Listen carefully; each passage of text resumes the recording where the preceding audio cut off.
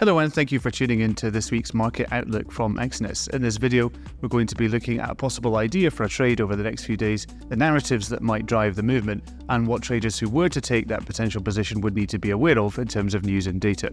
But before that, let's take a quick look back at the performance of last week's idea.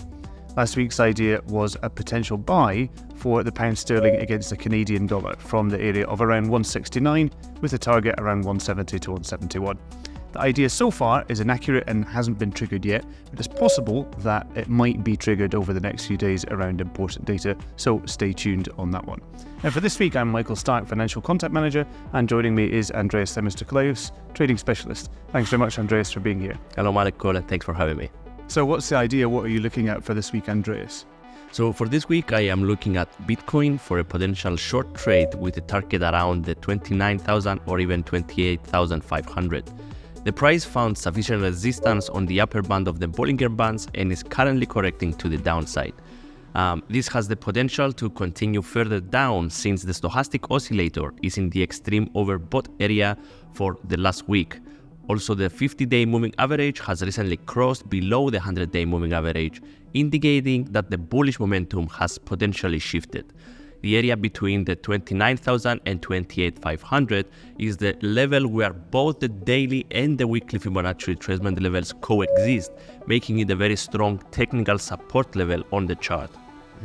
And what are some of the narratives or the factors in focus for that potential move down for Bitcoin? So if we take a look at the Fear and Greed Index, we will see that it has started declining from the high of 65% of last week to 62% currently.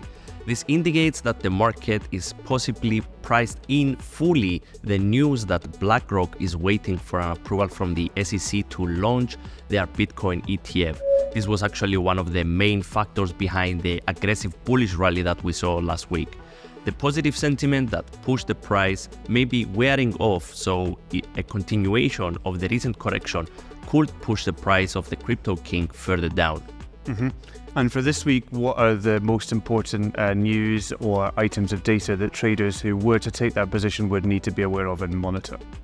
In terms of economic data that could influence this trade is coming mainly from the US and more specifically the core PCE index, the personal income and personal expenditure on Friday, while on Monday we have the US manufacturing PMI, which would affect the US dollar and its pairs, Bitcoin included.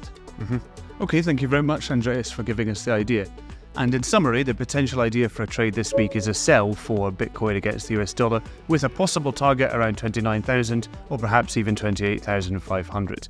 Primary narratives behind that position are the decline for the Fear and Greed Index and the likely declining sentiment around the launch of BlackRock's ETF on Bitcoin. The most important releases to be watched this week are American PC, personal income, and personal spending.